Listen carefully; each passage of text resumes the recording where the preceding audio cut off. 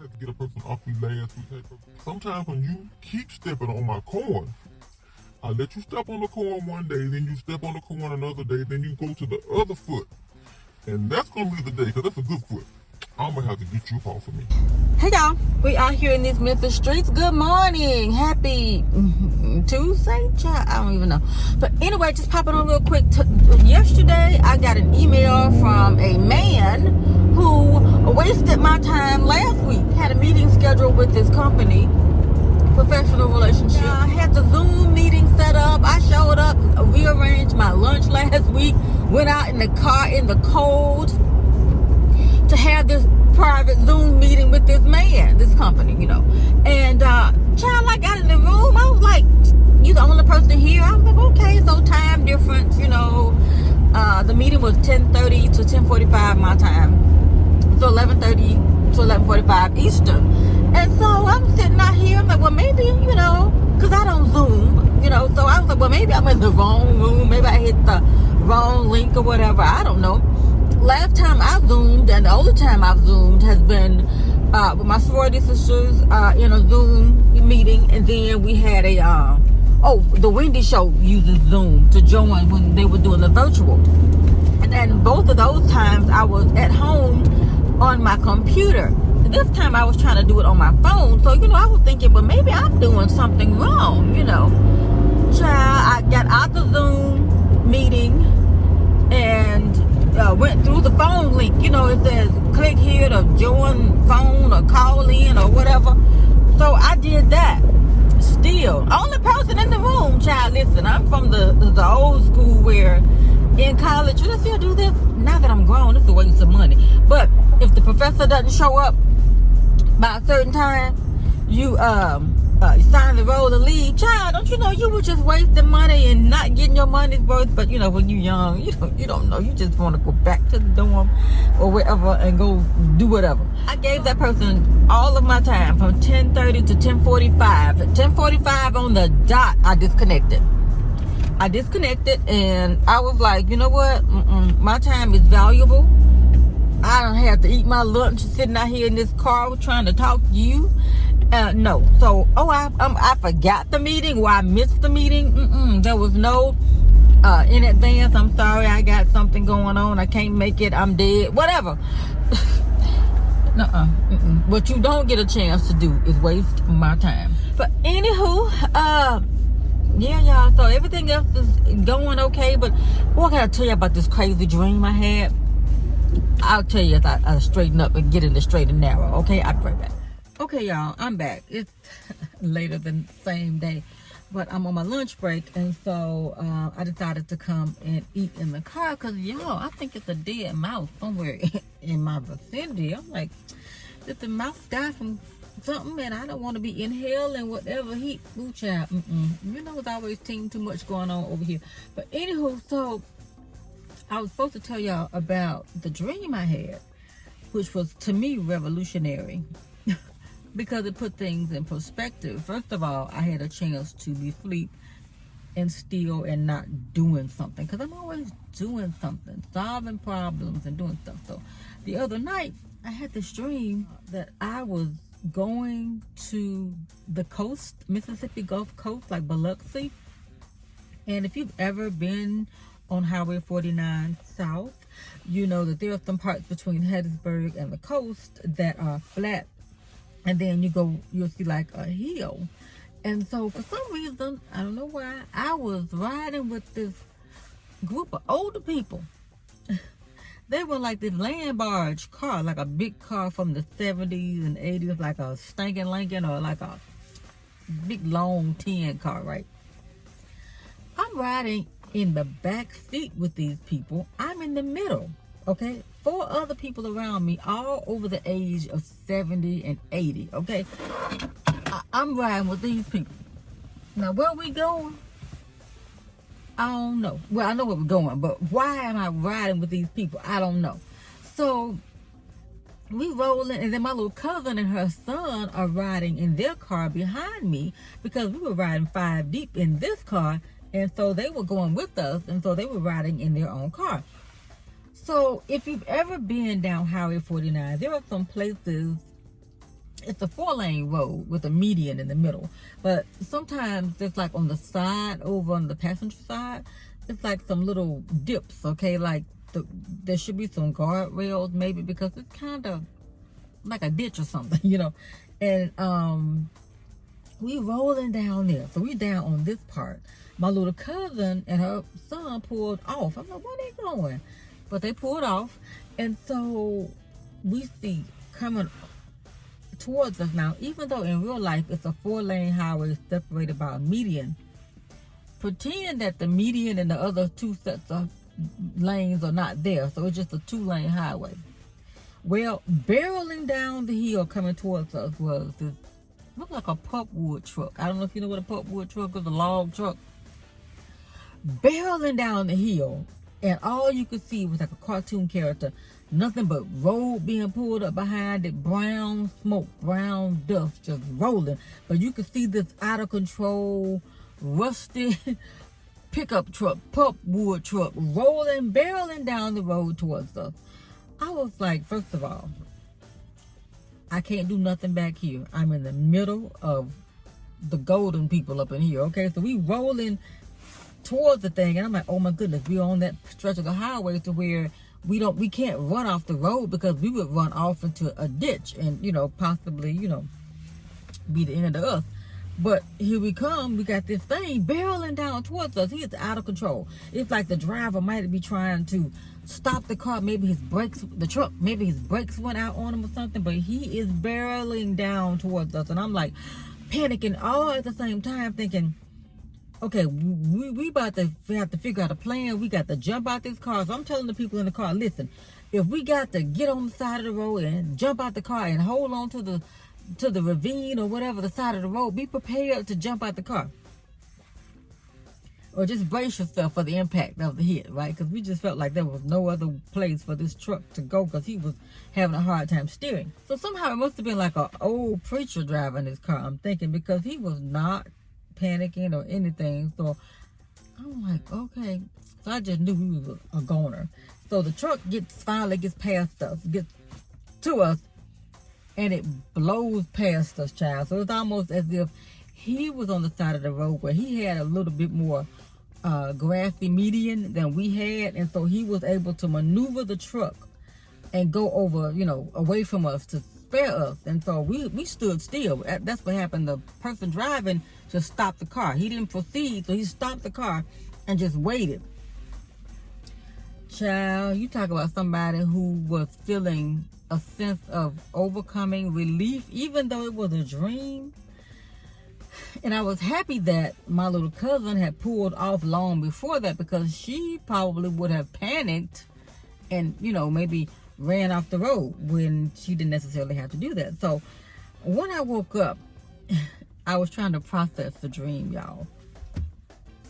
And the way I concluded the dream to be that I am not in control. I can't do nothing about things I don't have control over, because over the past couple of weeks, I've been having these revelations with myself. One, I surrendered all. And two, I have, because here it is right here, the serenity prayer, okay? And it says, God grant me the serenity to accept the things I cannot change, the courage to change the things I can, and the wisdom to know the difference. And let me tell you, I needed this on the day that I needed it. And so I had to go and Google it and print it out. I got one in my car and one on my desk at work, because I'm not in control of any of these things. You know, times change, things change. And, you know, I have been on my job always. All my career, I've had to be a problem solver, and I was just talking about how sick and tired I am of trying to solve everybody's problem. It's almost as if nobody is, just a generic statement, okay, that people don't want to think, you know, we all tired from 2020. I'm tired from 2020. It's just so much going on. People don't want to think for themselves. They don't want to do whatever. Let me just go and ask her. It's just like I'm an empath to a certain degree, but I'm also you better go on with that. You know what I'm saying? You know, I got a good balance between it all. So And I think it's because I can feel other people's energy. And when it ain't right, it's just like, ooh, please don't come over here with that. But anywho, but yeah, I had to let it go. I had to realize I can't control anything that I have no control over. And the things that I cannot change, I can't do nothing about it. So if I was trapped in a car with these people, I'm in the back seat squeezed between, these people, these senior citizens, ain't nothing I could do. If that was going to be the end of me and us, it was just going to be it. I was just going to brace myself for it and hope that I get to, get to the pearly gates, I just have no control over other people. I'm not reactionary as I used to be. Man, what y'all see right here, right now is a different person, because back in the day, man, I had a short fuse. I mean, believe it or not, I had a short fuse. That's a whole other conversation, but I learned, like my dad, this, I think I told y'all, but if you're new here, this lady said to my dad, "Oh, you're just so calm and so mellow." I'm like, look at here, lady. You talking to the dog that used to be, a wild rabbit dog. Now he laying on the porch swatting flies. You know what I'm saying? So if you don't know the before, what you see now, is different. I mean, it can always be different. I don't know why my lighting changed. Is it just whatever? I don't know. But anywho, yeah, y'all. So it was just a crazy dream, but I think it gave me a lot of perspective on my life. Famous philosophers or psychologists or whatever, your dreams reveal things. And I just felt like that just revealed to me that I just need to take my hands off of a lot of things, and just in real life and online life that, things are different and people are who they are going to be. And but as an observer of people, child, I am the master people watcher, and it's just interesting is what people say and do and say. Sometimes they'll say one thing and do another and say one thing or two things. You can't control the outcome. I cannot control how other people are going to respond to XYZ. If I put something out there, it's out there. I have no control over how other people respond to me or whatever, and vice versa. And so it is what it is. And so as a YouTuber, someone who's online, people form opinions about people, and even celebrities. We don't know these people, and it's interesting how judgment comes based on what someone says or does or whatever. And it's like, okay, I get it. Oh, let me drink my lunch, because ooh, y'all, it's gonna be a long day. We got meetings from 4 to 7 that don't have nothing to do with me. But I do need to be ordering some books for this grant that we got. And so I got 2 years, y'all. And I now if I'm sitting here beyond 2 years talking to y'all, trust and believe it's totally optional, because my intention is to get on down after 25 years of being in the city. I've had absolute enough. Look at him, one hand driving, turn the corner. What you see in the parking lot when you just sit and observe. Okay, what time is it? We got 12 more minutes. But anyway, I'm ready to go. Like I've known people who have worked 38 and 40 years, and I don't know why they do it, because I've asked a person, why do you still work? You got 39 years. Why do you still work? And he told me, I guess basically it was what he enjoyed, and it gets to be easy when you're in your lane, your zone. You're doing exactly what you're doing. You're loving what you're doing, teaching kids. But now that person is dead. You know what I'm saying? That person is a friend of mine. I told y'all about that.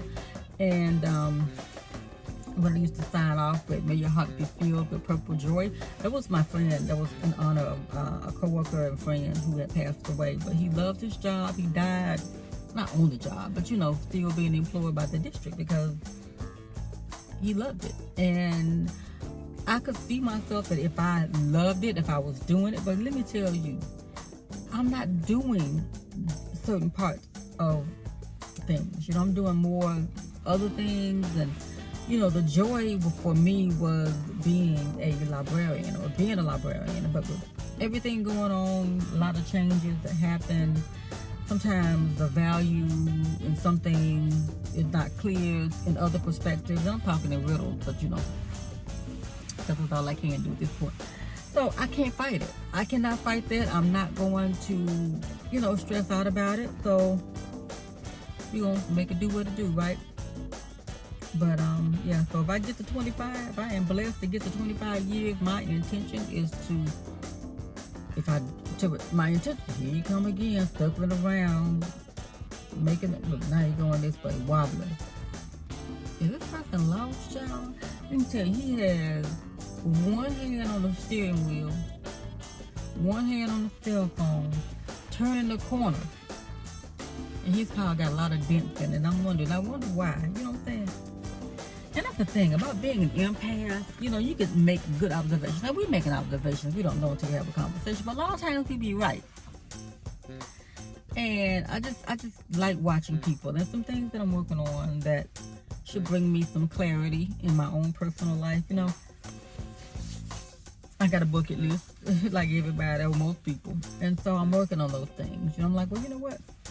Stop fighting everything. I'm working on my beauty space, the office upstairs, because I had stopped crafting. Once I got into the beauty and makeup and fragrance and all that, it just began to consume me, child. I had to have a whole beauty room for makeup products. Girl, what? I looked at one of my videos recently. It popped up as I was looking for another video. My makeup, my eyeshadow palette collection, child, it was this big. Now I need a whole room for it. Okay, I'm stopping. You know, I'm stopping. Fragrances today, I got on one of my favorites, Mugler. He was my favorite house. Okay, and he has since passed away, y'all. Like on what? It was a couple of weeks ago, and I was shocked because I had just done a video in a haul featuring Mugler fragrances, and I was talking about how his house was my favorite house, and so he is gone. But today I'm wearing, I think, what I consider his last release, Alien Goddess, where Willow Smith was the ambassador or the featured model, and it smells so good, y'all. And I have two bottles. I have like the teeny weeny one because I wasn't sure whether I liked it or not. Ordered it. Oh my goodness, it smelled divine. All of the fragrances by Mugler that I've had smell amazing. I think Womanity is probably the most different in the women's fragrances that I have, but I like it, but it's just different. Okay, different. It's not sweet, you know, but this right here, what is it? What I tell y'all it was? Yeah, that, whatever I told y'all. Goddess, Alien, something, whatever I told y'all. It smells so good, and it's just sweet, and I don't know, but it smells really good. I like that. But anywho, yeah, so I got to get it together. I think what happened, it was trauma for me in terms of my crafting room. When my grandmother passed away, I just lost the desire to craft like that because I was buying a lot of fabrics and a lot of things because I'm like, you know what? Me and Big Mama, we're going to sit on the porch and we're going to quilt, you know. I had all this fabric and thread, just stuff, you know.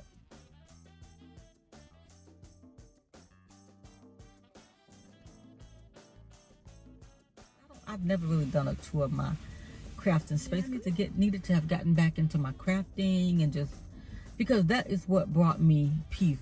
Just taking something from nothing and turning it into something, you know.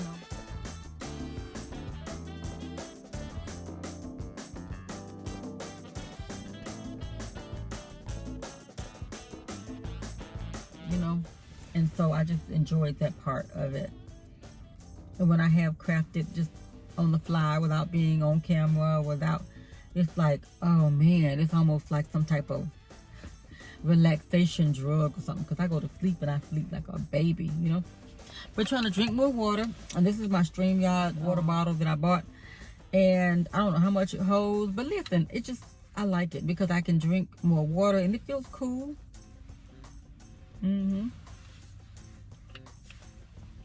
Inside here I've got, what do I have in here? I have some of that water I hauled. I don't think I hauled it. That was an Amazon haul that I did. But I saw Kiki Diva like Kiki down in Miami. She and her husband Steven, but she did a haul and she showed this water with something. Anyway, I'll put a picture of it.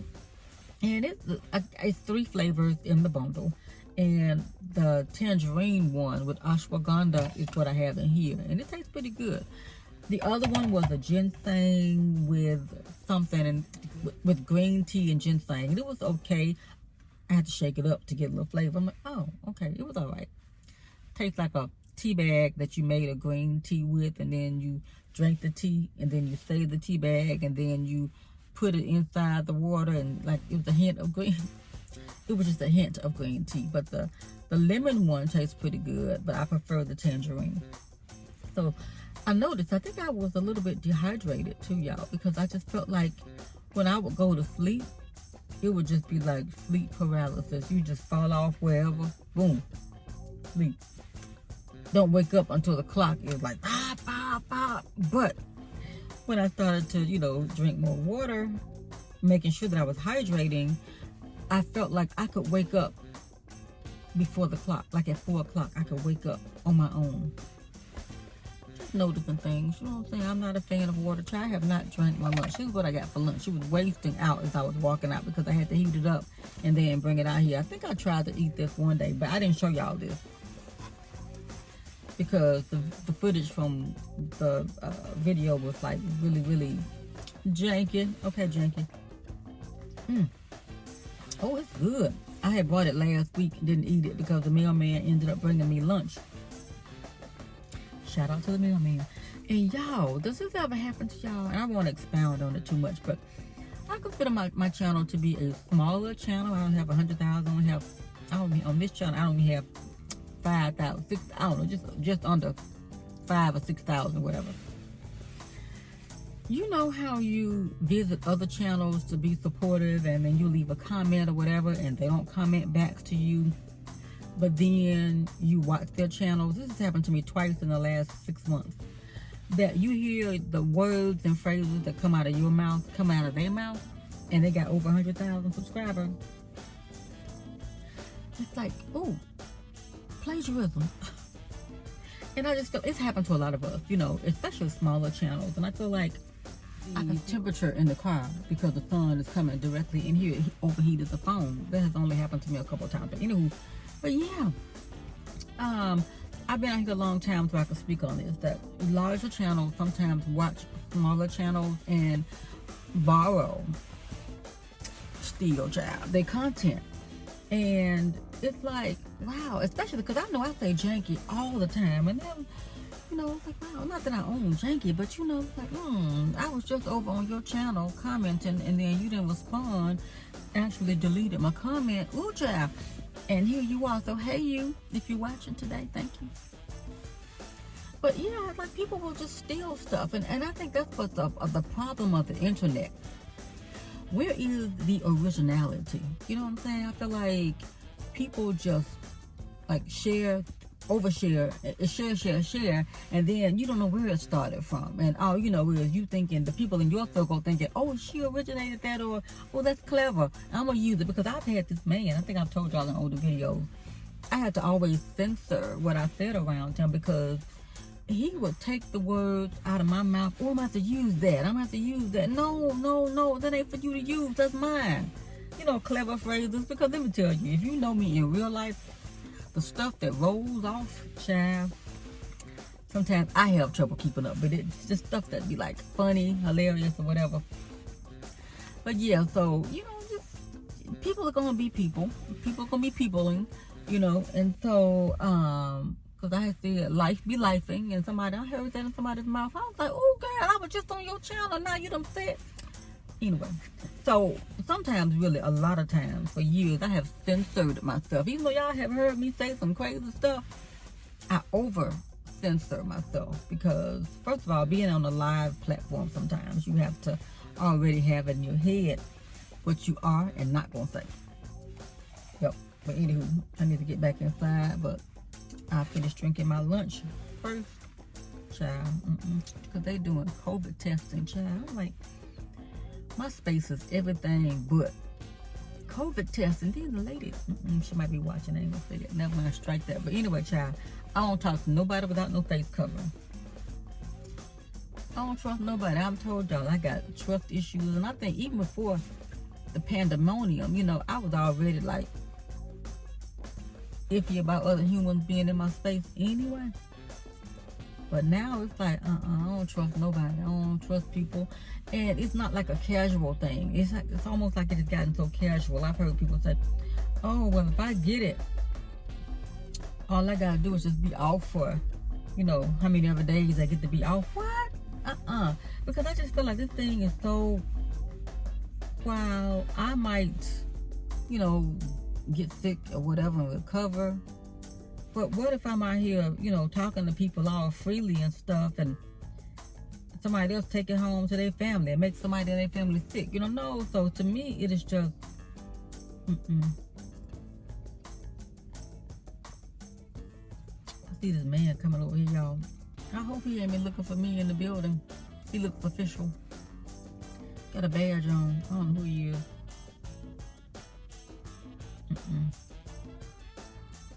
See, that's why I don't park my car up there. Because there's too much transient traffic. You know, people come and go, and you end up with extra dings, unnecessary dings on the car. And I think he saw me sitting out here, so he was a little more careful when he opened his door to get in. I keep my little car right here, but I really need to park it somewhere else because, see this car right here?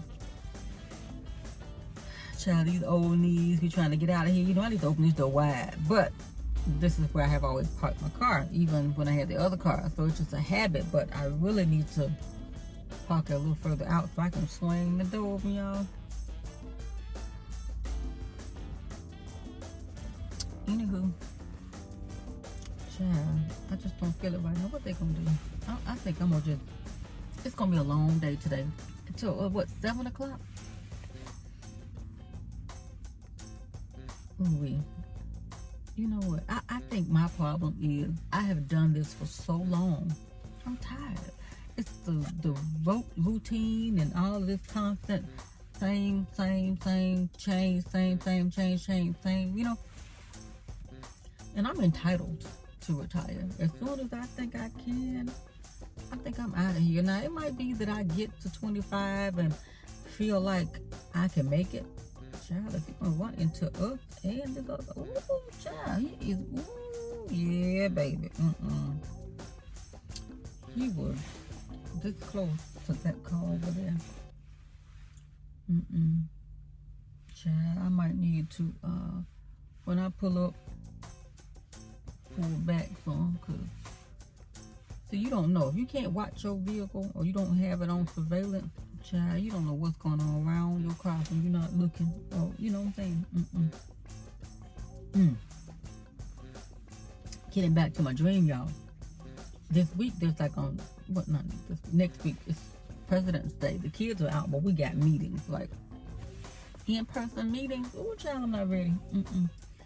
So my building is going to be used, not that mine, but you know, I don't own this place. The building I work at, how about that? Because I'm taking my stuff out. I'm checking out. It's going to be used. Now, if these people who going to use the building don't come early, like days before to set up, and I tell them, y'all need your own laptop, because what happens when these people sometimes come into your building, you got other teachers from other schools coming, and sometimes, y'all, they be shopping in your classroom.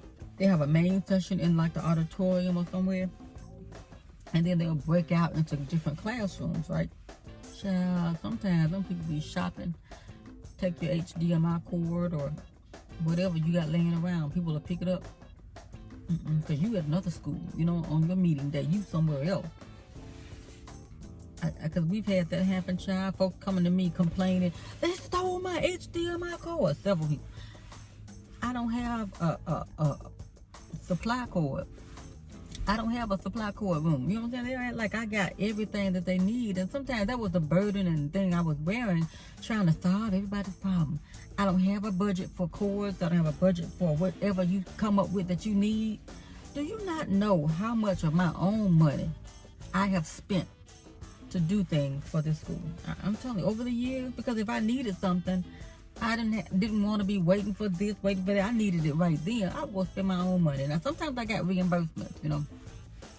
But sometimes if it was something I needed, it's nothing. It still ain't for me to go get what I want to make my job easier. And I know a couple other people who will do that, because teachers just got new laptops and it's HDMI, didn't have a VGA input. So anyway, so this person said, well, you know what, I'll just buy a cord. And let me tell you, that was like music to my ears. Now, I'm not saying that they got to spend their own money, but the person recognized that this is something that I need to make my classroom flow. When I leave or whatever, I can take this HDMI cord with me. Okay, so that was just like, you get it. That person can get reimbursed for the cord or whatever. That's a process. That's the thing. Sometimes people don't want to observe processes. You know, they just want to skip to the head of the line or just circumvent things, or even in traffic. These folks don't want to wait their turn for a four-way stop sign, wait on traffic, and whatever. They just... So the cool person on the porch, old mellow dog, you know, just like, you know what, that used to bother me, but now it don't. And so I've taken a hands-off approach. I'm still on that cusp of trying to make sure I'm doing it like that, but I'm weaning myself away from stuff. They had an event here yesterday. Somebody was taking pictures. Hey, you. And, you know, that's my thing. But guess what I did? I did not go out to try to take over, help, facilitate. None of that. Figured out. You know, you'll work it out. Just like when my friend passed away. Several of my friends who used to work here have died, y'all. And I don't think I have ever had proper time to grieve it. You know, I internally, personally, attend the services. But you know what? They fill them positions with new people who don't know nothing about them people that was in here. And they roll right on. But if you've been here and you know, it's like, Miss So-and-so, Mr. So-and-so, Dr. So-and-so is gone. I can count just quickly, easily 10 people that I used to know that worked here that died. We've had a band teacher who died. Maybe they had left before, but I just knew that the band teacher has died, a choir teacher has died, an orchestra teacher has died, classroom teachers have died, a PE coach had died. Now he had to stop working here, but still, you know, and just so many people that have come in, and now, you know, they're gone. They say nowadays they're the ancestors, you know. Shoot, I tell my friends all the time, or a couple of friends, look, if I get sick up in this building, look, I'm about to die, push me out on the sidewalk, don't let me die up in here. I don't want to die at work, nope. And you know what, death is, not to get triggering, you know what I'm saying, but it's just different for everybody. Everybody processes it different, you know. And nowadays it's like you don't even know what to say to people. You know, you want to offer your condolences, but you know, sometimes there's so many stipulations on what you should or should not say or whatever, you know, triggers or whatever. I think people are just really trying to be thoughtful and say, I'm thinking of you. My aunt and I had a conversation the other day. She thinks that people shouldn't have obituaries anymore. What? I mean, the logic behind it, I get it, but you gonna take away the obituary? I'm like, well, I think that's just a person's life, you know, right there. Well, you know, people leave them in the church, but that ain't everybody. Some people be scrambling to get them. You know, so it is what it is. So my whole thing is, all I can control is my little spot right here. I can't control how my auntie feels about obituaries. I can't control how people feel. Sometimes, you know, like, it's two things. You know, you want to say certain words to comfort people, but it might be the wrong word to say. So, you know, what do you say? Nothing? Just don't say nothing. Then the person might be like, well, you know, so-and-so didn't even come to the service, or so-and-so didn't even... So you don't even know what to do. Your hands is tied. You know, people want to control the input and the output, and that's not possible.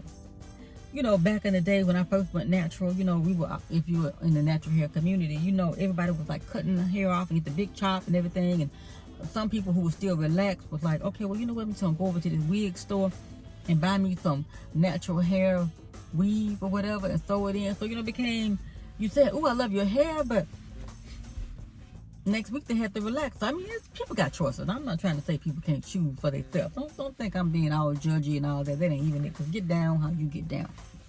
But it just becomes, I'm censoring what I say because you don't know. It could be a wig. It could be live. It could be Memorex or whatever. Child, it's just too much. It's too much. I think for me, it's just too much. So I've got to the point now, and that's not even my nature, but I just don't say nothing. Even if it's a complimentary thing, you almost can't compliment people, you know, because you don't know who you're talking to. It's just like, child, I just be quiet. Because now sometimes I do say some things, but it's just like, child, I had to get a person off me last week. Hey, person, you know, I try to, and I was telling the mailman, you know, I try to let it roll off, you know, but sometimes when you keep stepping on my corn, I let you step on the corn one day, then you step on the corn another day, then you go to the other foot. And that's going to be the day, because that's a good foot. I'm going to have to get you up off of me. And, you know, anything anybody ever says to me, instantly it's a thought in my head. Do I say it all the time? No. Sometimes I do. But most times I try to censor what I say before I say it out, because this thing right here could be a double-edged razor blade, child. Cut you both ways. You know what I'm saying? That ain't my thing. I don't want to hurt nobody's feelings, but if you coming at me with something that I feel like I'm sensitive about, or, you know, you got your perceptions or whatever, child, the razor blade came out, sliced and diced to prosciutto, okay? There was some thin meat. And then had the nerve to be, like, offended. Not really low-key offended, but, like, you know, what I said back was like, jug, checkmate, ooh, ouch. It was the truth. It was true. So, what the little girl said, worry about yourself. You know what I'm saying? So, and sometimes people don't know what you know. So, what they need to do, sometimes they just leave you alone. Because, you know, y'all, you don't know nobody's trauma. You don't know nobody's trauma. Oh, why are you suggesting, child? Y'all, it's Facebook be suggesting people that you went to college with that you did not kick it with. And then they saying you want to be friends with this person, or that person who sent you a friend request. I don't know you. What you looking for? Child, I hate Facebook. I ain't gonna lie. I hate Facebook. I love Instagram, and Twitter is okay when I can do it, but Facebook, to me, it's just no. Child, Amazon alert. Child, I got stuff coming. I keep saying I'm gonna stop ordering stuff, but every time I turn around, oh, I need that. So fast forward, y'all. The phone kept overheating because I was in the car, but we'll get back together really soon. I've got lots of more car chats planned because, you know, the Janky Show is a lot of janky going on. So subscribe if you're interested, and I'll see you in another video. Bye, y'all.